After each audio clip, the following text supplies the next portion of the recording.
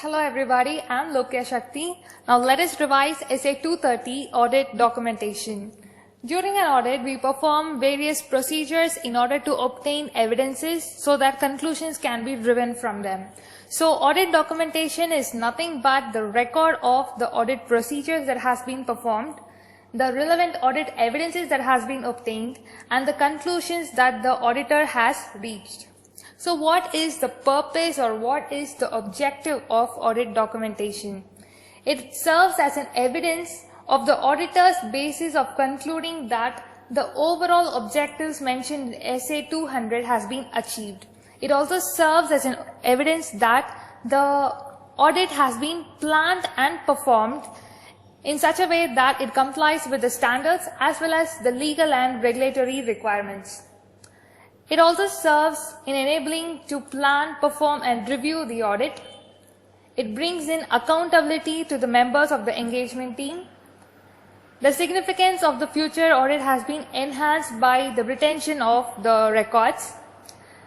It helps in the conduct of external inspections. The quality control reviews are enabled. So the standard speaks about the various requirements for audit documentation. The first one is the timeliness. The timely preparation of audit documents is necessary because it enhances the quality of the audit. It also helps in effectively reviewing the evidences obtained and the conclusions derived from them. The second one is the form, content and extent of audit documentation. The auditor should prepare audit documents in such a way that it is sufficient to enable an unrelated experienced auditor to understand the nature, timing and extent of the procedures done, the results of the procedures, the audit evidences obtained, the significant matters that has been brought in and the professional judgments implied on them so that conclusions that has been derived from those significant matters. Okay, so here an experienced auditor, meaning he might be either internal or external to the firm, who has practical experience and reasonable understanding of the audit processes and the standards and the legal requirements. In documenting the nature, timing and extent of the procedures, the auditor shall identify the specific items. Who has performed the audit and who has reviewed the audit shall also be documented. The discussions of the significant matters with the management and those charged with governance shall also be documented, and the information that are inconsistent with the final findings of the auditor shall also be documented. So this is nothing but a layout of the form, extent of the audit documentation. This varies with the firms, and the factors that affect the layout is the size of the entity, the nature of the procedures performed in the audit, the significance of the evidences obtained, the risk that has been identified during the audit, the methodology and the tools that has been used during the audit. Thirdly, when there is a departure from the requirements of the standard, then the reasons for the departure needs to be documented, and the auditor shall also document the alternative procedure that has been carried out and how such alternative procedure performed achieves the aim of the standard, that is the objective of the standard.